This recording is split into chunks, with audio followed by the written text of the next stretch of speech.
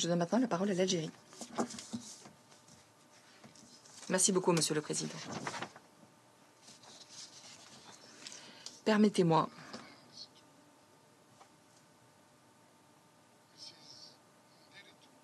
de remercier Madame Deritou de ses remarques. La tolérance.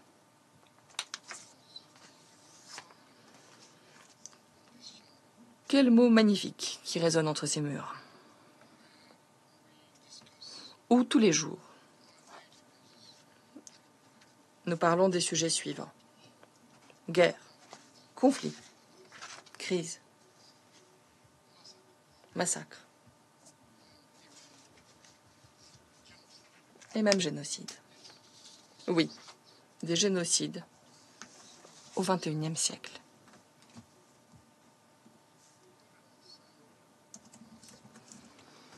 Tolérance. La tolérance, et plus largement la culture de la paix, en tant que concept, en tant qu'idéaux, sont largement remises en cause. Chaque jour, dans ce contexte actuel. Ainsi, il est nécessaire de donner un sens concret à notre travail consacré à la tolérance, au-delà de ce que contient la résolution 2686. Et à cet égard, je voudrais souligner les éléments suivants. Premièrement, examiner le principe de la tolérance dans le cadre de l'ordre du jour du Conseil. Cela doit se faire dans le droit fil des différents appels lancés par ce même Conseil et appelant à respecter le droit international et les principes de la Charte. Dans le contexte actuel, celui des relations internationales, la tolérance ne pourra se matérialiser tandis que nous sommes confrontés à une agression barbare perpétrée par l'occupation israélienne, les forces de l'occupation israélienne contre des civils innocents, y compris contre des femmes, des filles, des enfants, à Gaza et dans les territoires palestiniens occupés.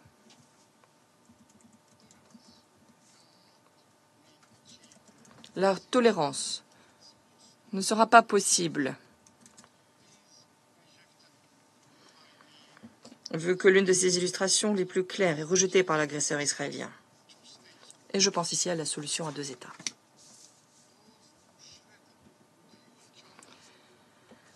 Ceux qui ont déchiqueté la Charte des Nations Unies, ceux qui remettent en question le rôle noble de l'ONU, mettent en péril le principe de la tolérance. Dans un contexte où il y a toujours, dans notre monde, des territoires colonisés, la tolérance signifierait naturellement que le droit à l'autodétermination doit être garanti et accordé à ceux qui sont opprimés,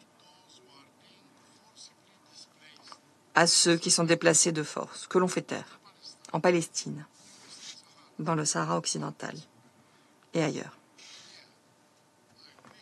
Ici,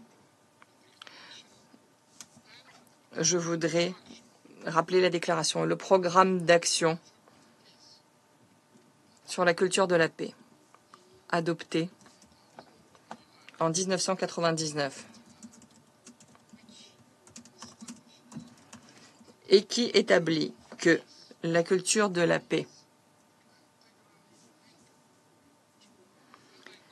est intrinsèquement liée au fait de, et je me réfère au texte, réaliser pleinement, mettre en œuvre pleinement le droit de tous les peuples, y compris ceux vivant sous la domination coloniale ou d'autres formes de domination étrangère ou sous l'occupation étrangère, à l'autodétermination inscrit dans la Charte des Nations Unies. Fin de citation.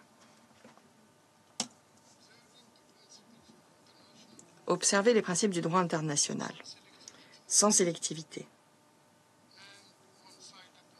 sans approche biaisée. Cela permettrait de jeter les bases de la tolérance pour lui permettre de se matérialiser. Deuxièmement, Monsieur le Président, il est absolument nécessaire de jeter davantage de passerelles entre le Conseil de sécurité et l'Assemblée générale, pour différents sujets, tels que la tolérance et la culture de la paix. Il existe différents produits adoptés par l'Assemblée générale qui doivent être examinés de près et mis en œuvre de manière significative et véritable pour renforcer le concept de tolérance. Mon pays, l'Algérie, a été très fier de proposer la résolution 72/130 qui a été adoptée en décembre 2017 et qui proclamait que le 16 mai serait la journée internationale consacrée à vivre ensemble dans la paix. Je profite de cette occasion pour réaffirmer l'appel figurant dans cette résolution lancé à tous les États membres, organisations du système de l'ONU et autres organisations internationales et régionales, tout comme à la société civile, dont les ONG et différents individus, les appelant à appeler cette journée internationale du vivre ensemble en paix. Dans l'esprit de cette résolution, l'Algérie condamne toute discrimination, toute intolérance et tout extrémisme fondé sur la race, l'appartenance ethnique, la religion ou la croyance. À cet égard, la résolution 78/264, adoptée par l'Assemblée générale en mars dernier, et portant sur la lutte contre l'islamophobie, représente une réussite majeure qui doit être préservée. L'Algérie faisait partie du groupe principal qui a négocié cette résolution au nom de l'OCI et du groupe de l'OCI, et nous réaffirmons notre attachement à préserver l'élan qui s'est ainsi mis en place grâce à cette résolution historique. Troisièmement, Monsieur le Président, la tolérance doit s'insérer dans la prévention et plus largement dans l'architecture de consolidation de la paix, en tant que composante centrale, contribuant concrètement aux efforts de stabilisation sur le long terme. En tant que membre de la Commission de consolidation de la paix, l'Algérie soutient pleinement le mandat de cette instance, l'appelant à renforcer la coordination entre tous les acteurs pertinents de la communauté internationale,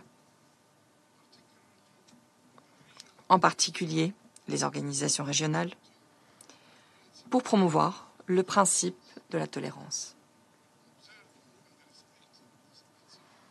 Observer et respecter ce principe, cela doit aller de pair avec le respect de la nature, des traditions et des croyances de chaque communauté et de chaque société.